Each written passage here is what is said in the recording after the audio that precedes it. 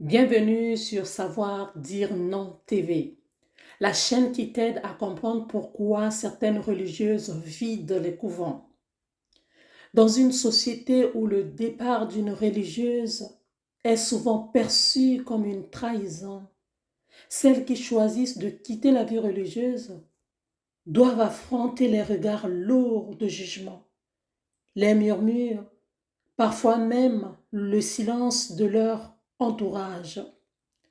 Ce n'est pas seulement une rupture avec une communauté, le fait de quitter le couvent, c'est aussi une confrontation avec des attentes, des traditions, des dogmes profondément ancrés. Si tu quittes le couvent, tu seras maudite. Le poids du regard des autres peut devenir écrasant que celui des murs du cloître. Ce nom est souvent perçu comme une trahison, tant par la communauté religieuse que par la société. Entre-temps, on oublie ce que la religieuse vit. Les critiques extérieures peuvent être sévères, allant de l'incompréhension à la condamnation.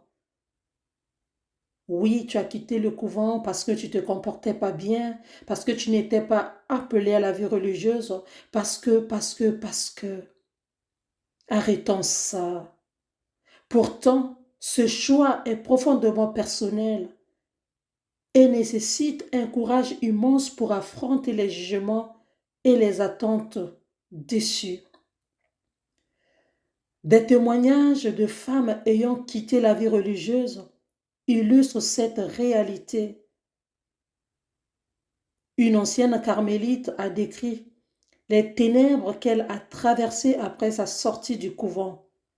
Quel isolement, quelle souffrance, quel abandon, soulignant la difficulté de se réadapter à la vie dans le monde et la souffrance intérieure qui a résulté. De même, Cato, une autre religieuse, après avoir quitté le couvent en 2017, a entrepris un parcours de redécouverte de soi,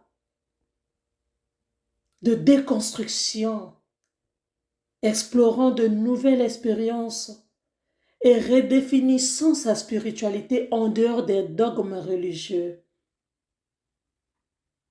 Par contre, dire non aux vœux de pauvreté, chasteté et obéissance, c'est oser affirmer sa voix dans un monde qui valorise le silence et l'obéissance. Il faut obéir, ne réagis pas. Dès lors que tu réagis, tu deviens révolutionnaire. Dès lors que tu réagis, tu deviens la femme à battre. Tu parles trop, tais-toi. Pour une religieuse, refuser ou renoncer aux vœux perpétuels, ce n'est pas seulement s'écarter d'un chemin spirituel, c'est se dresser contre des années d'endoctrinement, contre la peur de décevoir Dieu, la communauté, la famille. Mes amis, la famille qui te regarde, la société qui te juge, tout le monde te juge, tu n'as pas été digne de mourir comme religieuse, de mourir comme Jésus sur la croix. Eh bien, il faut une force immense pour reconnaître que ce qui était sacré hier ne l'est plus aujourd'hui. That's it. Quand ça ne marche pas, on quitte les lieux, on ne force pas. Évitez de juger les femmes, ces femmes que vous avez acclamées hier. Évitez de les juger parce que vous ne savez pas ce qu'elles ont vécu dans les couvents. Ce nom n'est pas un rejet de la foi, mais un acte d'honnêteté envers soi-même. C'est un cri de vérité qui dérange, mais qui libère. Abonne-toi si tu veux connaître ce qui se passe après la vie hors des murs. J'ai besoin de tes likes pour m'encourager. J'ai besoin de, j'ai besoin que tu t'abonnes pour m'encourager parce que l'heure est grave. L'heure est grave. C'est mon cri de cœur.